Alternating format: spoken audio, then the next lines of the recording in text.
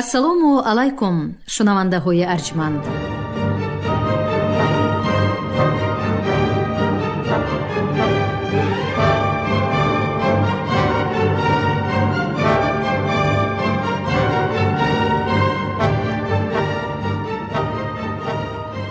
ба таваҷҷӯҳи шумо гуфтор аз силсилаи хониши адабӣ. қироати китоби президенти ҷумҳурии Тоҷикистон муҳтарам Эмомалӣ Раҳмон «Тоҷикон дар оинаи таърих аз ориён то сомониён». китоби сеюм, гуфтори 66. موافق معلومات شیتزی، نوشتجات تاریخی سیمتسیان، پیشوای خونها مادون، معادون 24 قومی هم نسبش را متحد ساخته دولتی توانایی را تأسیس داد که خیتاییان آن را همردیفی ایمپریای خود می شمردند. سپس مادون سالهای 205 202 پیش از میلاد به حدودهای غربی و شمالی مملکتش لشکر کشیده با دسته جنگاورانی دارای اسبهای خوش‌ذات و بلند پیکر نه تنها قبیله های لاوفن، بیان، دینلین بلکه امپراتوری چین گاوتزو نماینده سلاله خن را مغلوب نموده دختری او را به زنی گرفت. طایفه سرشمار خونها که ترتیبات قوی قبیلوی و نظام استواری جنگی داشتند به سر قبیله همسایه خیش جوی جهاد تاخته حدود قلمروشان را تا رفت تنگتر می کردند و آنها را زیر تعقیب و فشار قرار می دادند. چنان که در کتاب دویومی از آریان تا سامانیان ذکر کردیم، مادون بعد غلبه های پی در پی و قدرتیابی به سمت غربی مملکتش رو آورده قبیله دیگری آریایی های تورانی یویجی ها را شکست می دهد و از همان دوره سر کرده جنگی طولانی و ضدیت آشتیناپذیری میان خونهای و یویجی ها بالا می گیرد. علال خصوص بعد معاهده صلح و بستن عقد خویش و تباری با امپریای چین، مادون تمام نیروی جنگی اش را بر ضد یویجی ها سفربر کرده قلمرو آنها را پی در پی ضبط می نماید و موافق معلومات نوشتجات تاریخی سیمتسیان در محاربه شدید سال 177 تا میلاد به یویجی ها شکستی بسا سخت می دهد. طایفه آریا تباری یویجی ها بعد ضربه هلاکت آوری مادون مجبور شدند که به سمت‌های غربی توران عقب نشینی کرده ناچار به مرزهای آلتای و پایاناب رودی یکسرد وارد گردند و قسمی زمین قبیله های اوسونی را ضبط نمایند. بعد مرگ مادون سال 174 تا میلاد به جای او پسرش لاوشان نشسته به سر دشمنی آشتینا پذیرشان یویجی ها حمله آورد و آنها را تارومار کرده از کاسخانه سری حاکمی آنها برای خود جام شراب ساخت. بعد یک چند بار شکست خوردن قبایل یویجی به دو گروه تقسیم شدند که آنها را در تاریخ با نام یویجی های خرد و یویجی های کلان یاد کردند. قبیله های یویجی خرد به سمت جنوب ترکستان شرقی انیخترش سوی منطقه های کوهستان تیبت حرکت کرده با قوم های تیبتی در سازش و مدارا میزیستند. گروه یویجی های کلان باشد دیرتر از فشار قبیله های اوسونی مرزهای سابقه بود و باشش را ترک نموده از وادی ایلی به سمت جنوبی آسیای میانه حرکت کردند. همین طریق اتحاد قبیله‌ای یویجی‌های کلان به آسیای میانه رو آورده در پهناهای رود آمو و قلمرو باختر به تأسیس دادن دولت خیش شروع نمودند. پیشوای نوی یویجی‌های کلان در حدودهای ورا رود با رقیب دیگر سربازان دولت یونانی اساسی باختر دچار گشتند. سربازان مذکور که به مقابل قبیله های جنگ آزموده یویجی ها آمادگی جدی ندیده بودند به آسانی مغلوب شده قسمی مرزهای قلمرو خود را از دست دادند. قبیله های آریا تبار یویجی ها بعد این پیروزی ها در سرزمین سوخت و باختر مانده دیگر به ملک‌های از دست رفته سابقه که در وادی گنسو، پهناهای ایلی و هفترود واقع بودند برنگشتند.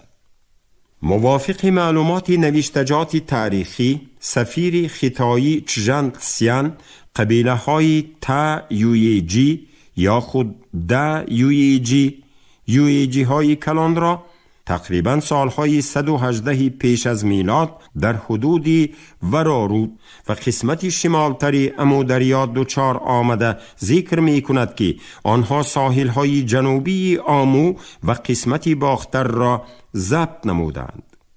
اصل و نسب قبایل کوشانیان از همان تا یویجی ها آریایی های کوچمنچی تورانی سرچشمه می گرفت که در شریان آنها خونی گرمی پرخاشجویی و سلحشوری اجدادی جاری بود. بازگشت اجباری یویجی ها از فشار خونها با گردش چرخ تاریخ آنها را به میدان بزرگ سیاست و نظام دولتداری متمدن هدایت نموده ارزش‌های سابقه قبیلوی و نهادهای موجوده اجتماعی را در طرز زندگی آنها تدریجاً تکمیل و صیقل داد. قبیله های آریا تبار یویجی ها در سرزمین باختر و سوخت به عنعنه دیرینه دولتداری، میراثی بای فرهنگی و تمدنی پیشرفته طرز زندگی مقیمی دچار آمده بر اثر خصلت‌های جنگاوری و جسارت فطری و خونی گرم و تازه جوابگوی میل دولت سازی و دولتداری کشوری پهناوری آسیای مرکزی را زیر اطاعت خیش آورده دولت ابرقدرتی کوشانیان را تأسیس دادند. این لحظه به اختیار سؤالی به میان می آید که تقدیر قبیله توانای خونها دشمنان آشتی ناپذیری یویجی ها با چه انجامی؟ آیا آنها توانستند که با هنگامه های جنگ و جدال و نهادهای اتحاد قبیلوی، سنت های پرخاشجویی و سازمان های متشکل حربیشان با امپراتوران کینه‌خواه چین و دیگر قبیله های خرد و بزرگ همسایه مراسا کنند؟ در آغاز عصر یک سال شماری میلادی مسیح خونها بعد شکست و تعقیب رقیب توانایشان یویجی ها در پهنای دشت کبیر توران یک کتازی و قدرت نمایی می کردند. حتی به امپراتوران بزرگ سلاله خن که نسبت به خونها 10 کرت سپاهی افزون داشتند میسر نمی گردید که خونها را شکست داده دشت‌های پهناوری مغولستان و راه بزرگ ابریشم را تحت وصایت خود آرند. تلاش و نبردهای آشکار و نهان با امپراتوران سلاله خن موقع خونها را تا اندازه تنگ کرده باعث از دست رفتن زمینهای آرداس کردید. گرچند مقاومت حربی و تدبیرهای دیپلماتی امپراتوران چین دولت پهناوری خونها را تا آخر شکستن نتوانسته باشد هم با آنها میسر گردید که با اصولهای آشکار و نهانی خصومت و اغواگری در بین پیشوایان خود خونها نزاع انگیزند و قبیله های جبر دیده و قدرت طلب همسایه را بر ضد آنها بشورانند. در نتیجه جنگ و جدال‌های داخلی و تلاش‌های میان پیشوایان و حاکمان قدرت طلب بالا گرفته، عاقبت دولتی متمرکز و آوازدار خونها را در آخر عصر یک میلادی به پراکندگی و شکست‌های گران آورده رساند.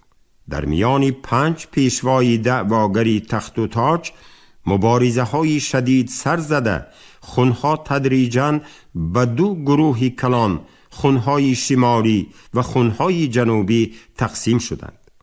بر اثر افزودن ضدیت‌های داخلی، اغوا انگیزی و فشار پی در پی امپراتوران چین و نهایت جنگ شدید خونها در سال 91 میلادی با اتحاد قبیله توانای سیانبی نیاگان مغولان، قسم اساسی قلمرو آنها به اختیار این قبیله می گذرد. پیشوای خونها بعد این شکست پرفاجعه رو به فرار آورده، بازمانده های آنها را قبیله های کینه‌خواه خیتایی، تیبیتی و خود سیانبی ها زیر تصرف می آرند. گذشته از این، مورخ توانا گومیلیوف از فرارسی خشکسالی مدهش در قلمرو خونها در عصرهای 2-3 میلادی خبر می دهد که از بیابان گابی در شرق تا پهناهای بیت پکدله در غرب قریب 1 عصر ادامه یافته است. این آفت مدهش طبیعت گیاه و مرغزارها و چراگاهها را سراسر خشکانیده، خونها را از گلو و رمه و تکاوران جنگی محروم می سازد. آنها ناچار قلمروی پهناوری خود را ترک نموده به مقابلت و استیلای قبیله های مختلف گرفتار می گردند و تدریجاً با آنها آمیزش می یابند. برای قسم دیگری آنها به جستجوی چراگاه‌های نو و مرزهای تازه‌ی بود و باش به سمت غرب حرکت کرده به کناره‌های دریای دان و دونای راه می‌یابند.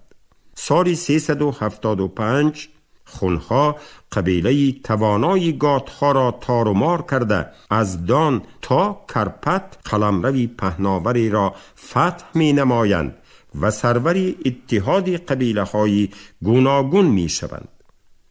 دیرتر آنها تحت سروری اتیلا به ویزانتیا و امپریای ریم پی در پی تهدید نموده آنها را به دادن مبلغ‌های گران و گذشت‌های مرزی وادار می سازند. اتیلا حتی به اروپای غربی هجوم نموده بسیار شهرها را در ایتالیا، گالیا و جنوبی فرانسه خراب می سازد. بعد محاربه شدید سال 451 در نزد شهر تروا و دشت کاتالون با نیروی متحده حربی ریمی ها، فرانک ها و گات ها که بنا به معلومات نهرو 150,000 سربازان کشته می شوند، اتیلا شکست خورده عقب نشینی می کند. بعد مرگ اتیلا در سال 453 خونها پراکنده گردیده در دهستان، شمال ایران، جنوب اوکراین و ماورای قفقاز پهن و پریشان می شوند.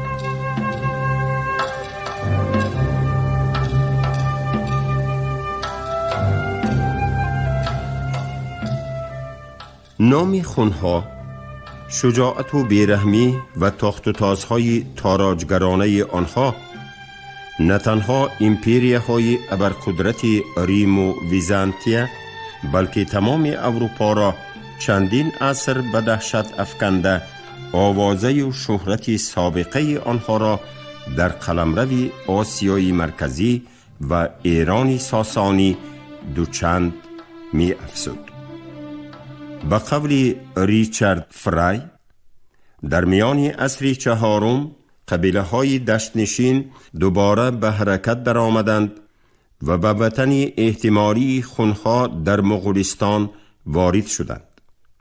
می توان گفت که خونها با راندن و فشار خلقهای دیگر در راه خود به سوی پیش تا عمق اروپای مرکزی پیشرفت کردند. تصرف اروپا از طرف اتحاد خونها تحت راهبری اتیله و راندن استرگاتها و دیگران در راه آنها به بحث ما در اینجا داخل نمی شود، اما حرکت همزمان قبیله ها را به سوخت، باختر و ایران در این دوره می توان فرض کرد.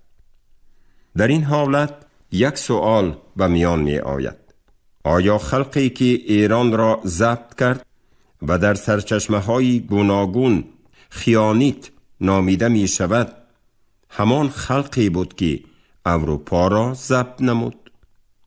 یا آنها همان گروه خرد خونها بودند که در رأس اتحاد قبیله ها قرار داشتند؟ یا آنها هیچ مناسبتی با خونها نداشتند و تنها برای ترسانیدن دشمنان خود این نام را گرفته بودند؟ فکر دوم بیشتر منطقی به نظر می آید، هرچند این فقط یک تخمین است و ما این گروه کوچنشین را آخرین کوچنشینان ایرانی زبان می حسابیم که با قبیله آلتایی زبان با نام خون آمیخته شدند.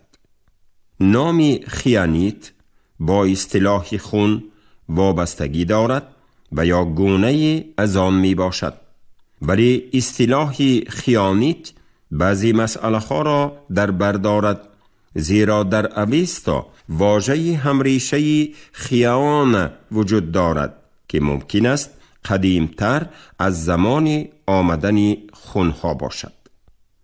در جغرافیای پتلمی اصطلاح خون به خلقی نسبت داده می شود که در جنوب روسیه زندگی می کرد. در خاطره تاریخی ساکنان قلمرو آسیای مرکزی و ایران ساسانی، عداوت و دشمنی، تاخت و تازهای غارتگرانه، مبارزه های طولانی و جنگ و نبردهای آشتیناپذیری سابقه اشان با تورانیان افراسیاب و خیانیان ارجاسپ از نو زنده گشت. تمثال رقیبان رزماور و وحشی طبیعت، سواره های پرخاشجوی و بی فرهنگ، حیونها و خیانی ها که ذکرشان در اوستا و دیگر سرچشمه های پهلوی عهد ساسانیان به خصوص یادگاری زریران رفته بود، در سیمای هیتاری ها از نو پدید می آیند. هیتاریان که رقیبی توانا و آشتیناپذیری ایمپریای ساسانیان بودند و چندین شاهنشاهان آنها از جمله یزدگرد دو و پیروز را بارها شکست داده، در طی یک عصر از شاهنشاهان مغرور و خودپسند ساسانی تاوان گران جنگ و خراج هر ساله می ستاندند. طبیعی است که در چشم آنها چون خیانیان یغماگر و بی فرهنگ و قومی کوچمنچی و وحشی خوی به جلوه می آمدند. یکی از اولین مورخان رومی ویزانتی که درباره خیانیان معلومات داده است، امیان مارسیلین عصر 4 میلادی می باشد. او اصلاً از انتیاخیه بوده، در یورش امپراتور یولیان بر ضد پارس ها طی سالهای 359 363 بی واسطه شرکت ورزیده. دیرتر این محاربه ها را در اثرش کارنامه ذکر کرده است که تفصیلات مهمترین واقعه های تاریخی را تا سال 378 میلادی فرا می گیرد. او درباره آسیای میانه و واقعه‌های مربوط به آن اساساً در مورد ذکر هنگامه‌های سرحدی شرقی قلمرو ساسانیان معلومات می‌دهد. چنان که در بالا ذکر کردیم، اممیان مرسیلین در صف حمایتگران شهر امیده محاربه خیانیان را در صف لشکری شاپوری دو بی واسطه مشاهده کرده است. او درباره پیشوای خیانیان گرومبت و پسری زیبای و بالا بلندی در جنگ هلاک شده او معلومات داده جسارت لشکرداری و ذکاوت و زیرکی سیاسی این پیشوای خیانیان را توصیف می نماید. به اندیشه بابا جان غفوروف در استناد به فرضیه اتیمولوژی اندریاس، نام شاه خیانیان گرومبت از زبان ایرانی آمده است و معنای آن پشتیبانش بهرام می باشد. گذشته از این، اممیان مرسیلین مراسم دفن پسری گرومبت را نسبتاً مفصل می آورد که از نگاه حفریات‌های باستانشناسی به مراسم دفن قبایل کوچی آریایی قرابت دارد. از روی نقل او جسد شاهزاده را که در جنگ کشته شده بود با سر و لباس و اسباب و اسلحه جنگی آرا و تارا داده در میان جای صوفه وسیع بلند ماندند. در اطراف آن 10 تابوت چیدند که اندرون هر یکی آن هیکلی مرده بود و هیکل‌ها چنان ماهرانه ساخته شده بودند که از مرده حقیقی فرق نداشتند. در مدت 10 روز مردم دسته به دسته و خیمه به خیمه تقسیم شده ضیافت می‌خوردند. به مرده شاهزاده عزا گرفته مرثیه های مخصوص می‌خواندند. زنان باشند لابه کنان و نوحه کشان این آرزو و امید خلق را به آخرت گسیل می کردند. بعد مرده را سوزاندند و استخوان آن را در ظرف نقرگینی انداختند تا اینکه وصیت جوان را به اجرا رسانده تربت او را در وطنش به خاک سپارند.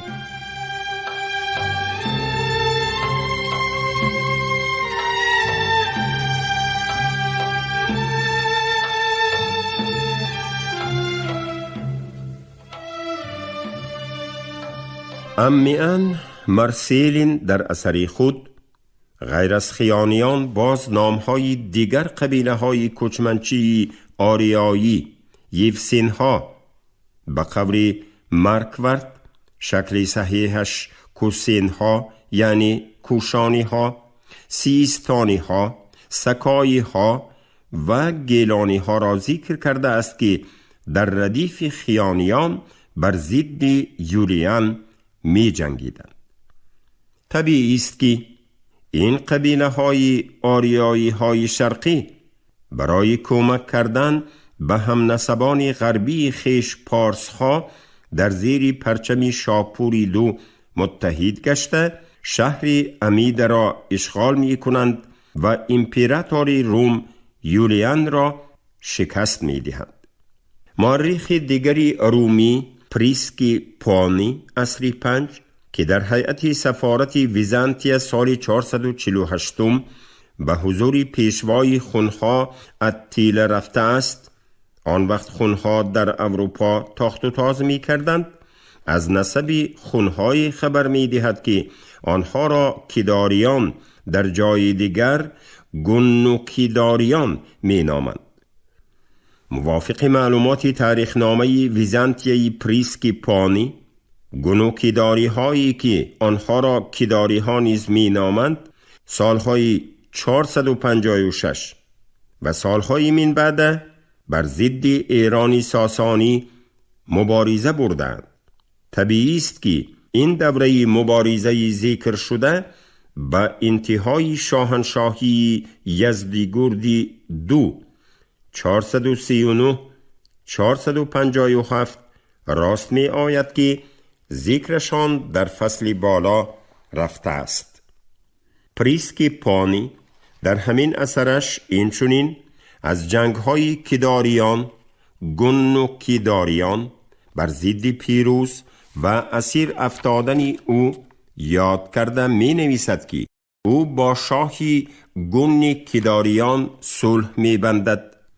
پیروز به گرو این صلح دختری را به پادشاهی گین و کیداریان به زنی داده می گوید که خواهری وی می شود، اما این دختر در دربار شاه کنها به تعبیر التخیم گونهاس نیرنگ پیروز را فاش می کند. کنها از این نیرنگ برآشفته با نیت قصاص ستاندن از پیروز خواهش می کند که به اختیاری وی استادان علم حرب فرستاند، زیرا لشکری افسونی وی سرلشکرانی با تجربه ندارد. وقتی که 300 نفر استادان حرب به حضور کنها آمدند، یک قسم آنها را گوش و بینی و زبان بریده سر دادند و باقی مانده را کشتند. اینک باز جنگ سر شد. این جنگی سیوم بود که پیروز در این جنگ بیشرفانه هلاک شد. مورخ دیگری رومی پرکاپی کیسری که در بسیار یورش‌های ویزانتی ها از جمله یورش‌های ضد پارس ها سالهای 527 531 540 541 شرکت ورزیده، بعضی تفصیلات این جنگ ها را در کتابش تاریخ جنگ های یوستینیان آورده است. از جنگ های پیروز با هیتاریان و از مرگ مفاجئ او یاد می کند. مطابق اخبار پرکاپی کیسری، هیتاریان هنگام اوج جنگ اصول عقب نشینی بر دروغ را به کار برده رقیبشان را گول می زنند. پارس ها این حیله را پی نبرده در دشت هموار دشمن را تعقیب می کنند و شاهنشاه پیروز در رفت جنگ همراه 4 پسرش به خندق استاکارانه روپوش شده پر آب افتیده جان می دهند. گذشته از این، پرکاپی کیسری هیتاری ها را به خونهای سفید منسوب دانسته از لحاظ حیثیت قومی آنها را از طایفه خونها جدا می کند. گرچنده هیتاریان از طایفه گونهایند چنین نام دارند، ولی با آن گونهایی که ما می دانیم هیچ ارتباط و مناسبتی ندارند، زیرا کشوری آنها هم حدود گونها نمی باشد و آنها در قریبی گونها ساکن نیستند. آنها مثل دیگر طایفه گونها کوچمنچگی نمی کنند و از دوره‌های قدیم در زمین‌های حاصلخیز به طرز مقیمی سکونت دارند. در بین تمام گونها آنها یگانه طایفه می باشند که پوست بدنشان سفید است و سیمای زیبایی دلکش دارند و مثل دیگر گونها کیمچخیل وحشیانه زندگی نمی کنند و در اطاعت یک پادشاه می باشند. دولت قانونی دارند و در مناسبت بین خود و همسایگان خود بهتر از رومیان و فارس ها عدالت را رعایت می نمایند.